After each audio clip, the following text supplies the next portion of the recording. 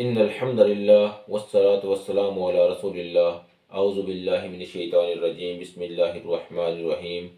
ومن الناس من يتخذ من دون اللہ اندادا يحبونهم كحب اللہ والذین آمنوا اشد حبا للہ۔ کلمہ طیبہ کی جو پانچویں شرط ہے وہ ہے محبت۔ محبت کی سب سے زیادہ جو مستحق ذات ہے وہ اللہ کی ذات ہے۔ اللہ تعالیٰ فرماتے ہیں کہ کچھ لوگ ایسے بھی ہیں جو اللہ تعالیٰ کے شریک بنا کر ان کے ساتھ ایسی محبت کرتے ہیں کہ جیسی محبت اللہ تعالیٰ سے کرنی چاہیے تھی۔ والذین آمنوا اشد حبا للہ، جبکہ جو ایمان والے لوگ ہیں وہ اللہ تعالیٰ سے بہت زیادہ محبت کرتے ہیں، شدید محبت کرتے ہیں، وہ اللہ جیسی محبت کسی اور سے نہیں کرتے۔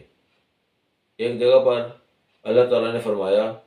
قل ان کنتم تحبون اللہ فاتبعونی، اے نبی صلی اللہ علیہ وسلم ان لوگوں سے کہیے اگر تم اللہ سے محبت کرتے ہو تو میری اتباع کیجیے۔ اللہ تعالیٰ سے محبت ایسی محبت ہونی چاہیے کہ جو کسی اور کے ساتھ محبت نہ ہو، ایسی محبت کہ کلمہ کی محبت کیوں ہے؟ اس لیے کہ اللہ ہمارا الہ ہے، الہ سے محبت ہوگی تو اس کو معبود مانا جائے گا، اگر اس سے محبت نہیں ہوگی تو اس کی عبادت کیسے ہوگی؟ الہ کا مطلب ہوتا ہے کہ ایسی ذات کہ جس کی بات کو رد نہ کیا جا سکے، جس کی بات کو اگنور نہ کیا جا سکے، جس کی بات کو ٹالا نہ جا سکے، جس کی کوئی بات بھی جو ہے کسی حکم کو چھوڑا نہ جا سکے، ہر حکم کو مانا جائے۔ اور اگر جو الہ ہے اس سے محبت نہیں ہوگی تو پھر اس کی عبادت کیسے ہوگی؟ اللہ اور اس کے رسول صلی اللہ علیہ وسلم جو ہیں یہ دو ایسی ہستیاں ہیں کہ جن کی محبت، جن کے ساتھ بیک وقت ان کی اطاعت، ان کا ادب و احترام اور ان کی محبت یہ لازم و ملزوم ہے۔ اگر کوئی شخص اللہ سے محبت کرتا ہے، اللہ کا ادب و احترام کرتا ہے، لیکن اللہ تعالیٰ کے احکامات کو نہیں مانتا تو اسے ان دو چیزوں کا فائدہ نہیں ہوگا۔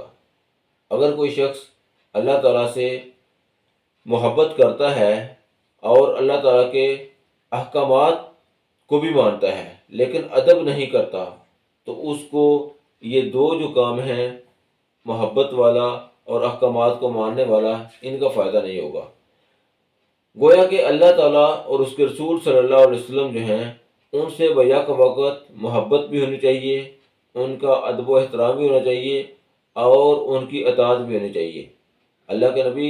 حضرت محمد صلی اللہ علیہ وسلم نے ایک دفعہ حضرت عمر رضی اللہ تعالیٰ عنہ سے پوچھا کہ اے عمر مجھ سے کتنی محبت کرتے ہو؟ تو حضرت عمر جو ہیں انہوں نے بڑی ہی حق گوئی کی بات کی۔ انہوں نے کہا اے اللہ کے نبی صلی اللہ علیہ وسلم میں اپنی جان کے بعد ہر چیز سے زیادہ آپ سے محبت کرتا ہوں۔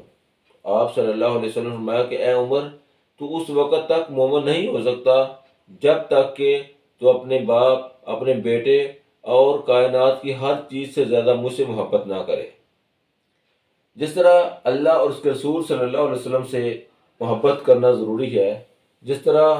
کلمہ جو ہے اس کا ایک تقاضا ہے، اس کی شرط ہے کہ محبت کی جائے، اسی طرح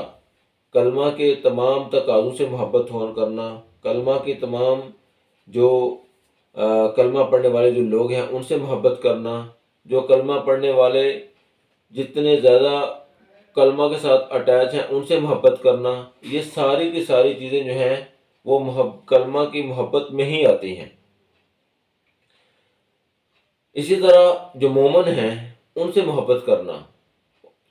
جو کلمہ گو ہیں ان سے محبت کرنا بھی کلمہ کی محبت کا ہی ایک حصہ ہے۔ ایک دفعہ اللہ کے نبی صلی اللہ علیہ وسلم بیت اللہ کا طواف کر رہے تھے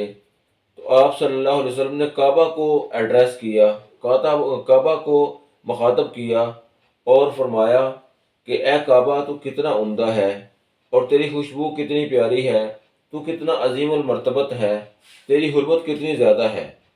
لیکن قسم ہے اس ذات کی جس کے ہاتھ میں محمد صلی اللہ علیہ وسلم کی جان ہے۔ مومن کے جان اور مال کی حرمت اللہ کے نزدیک تیری حرمت سے بھی زیادہ ہے، اور ہمیں مومن سے متعلق ہمیشہ اچھا گمان ہی رکھنا چاہیے۔ تو کلمہ جو ہے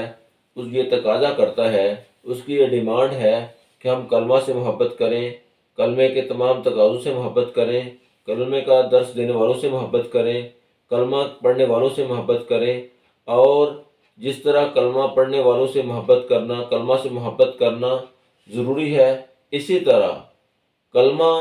نہ پڑھنے والے جو کلمہ کی توہین کرتے ہیں، جو اللہ اس کے رسول کی توہین کرتے ہیں، ان کے خلاف دل میں ایک غم، ایک غصہ ہونا بھی ایمان کا حصہ ہے۔ تو اللہ سے دعا ہے کہ اللہ تعالی ہمیں کلمے کے تقاضوں کو پورا کرنے کی توفیق عطا فرمائے، کلمے سے اور کلمہ پڑھنے والوں سے، اللہ کے نبی صلی اللہ علیہ وسلم سے اس طرح سے محبت کرنے کی توفیق عطا فرمائے جیسے کہ اللہ اور اس کے رسول کا حکم ہے۔